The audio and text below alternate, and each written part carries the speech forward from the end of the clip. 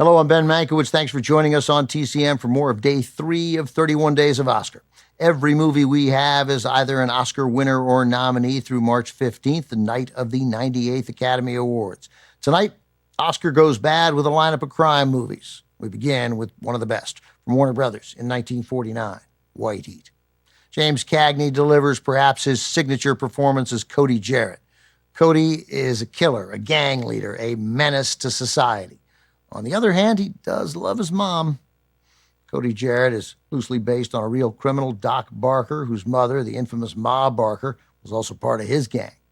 Director Raoul Walsh delivers a bona fide action classic replete with shootouts, holdups, and a prison break, plus rage and revenge, and largely without a wisp of regret.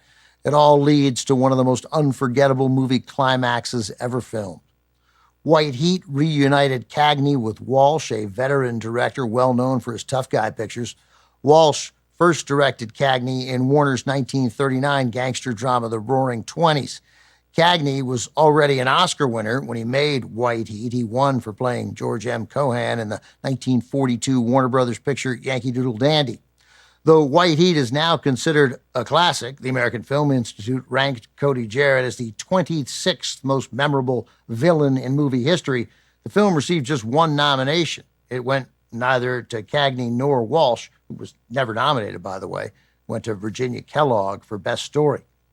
Cagney turned 50 in 1949, entering the twilight of his career as a leading man.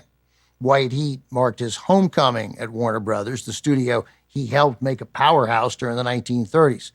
Cagney had returned after 7 years struggling to get his own production company up and running. Many felt Cagney was robbed of a nomination for White Heat, including his co-star, Virginia Mayo. It is hard to disagree.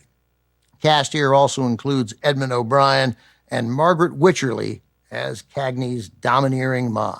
Here it is, from 1949, Jimmy Cagney in White Heat.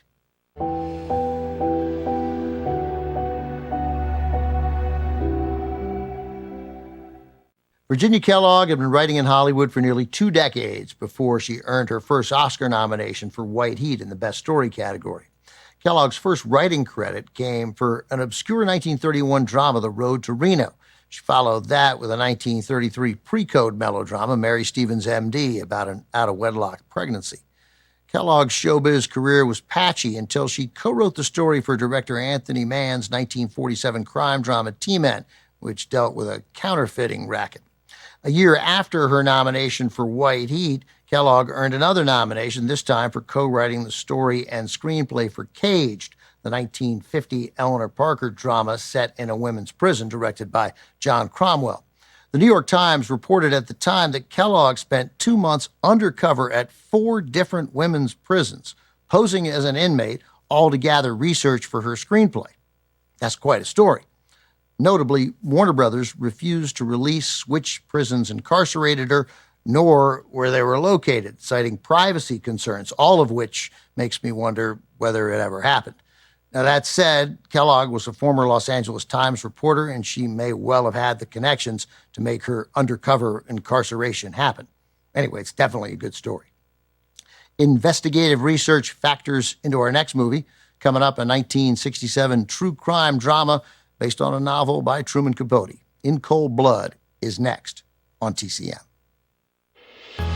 Next on TCM, In Cold Blood, then Dog Day Afternoon, and later, Shaft. He's a bad Oscar winner tonight.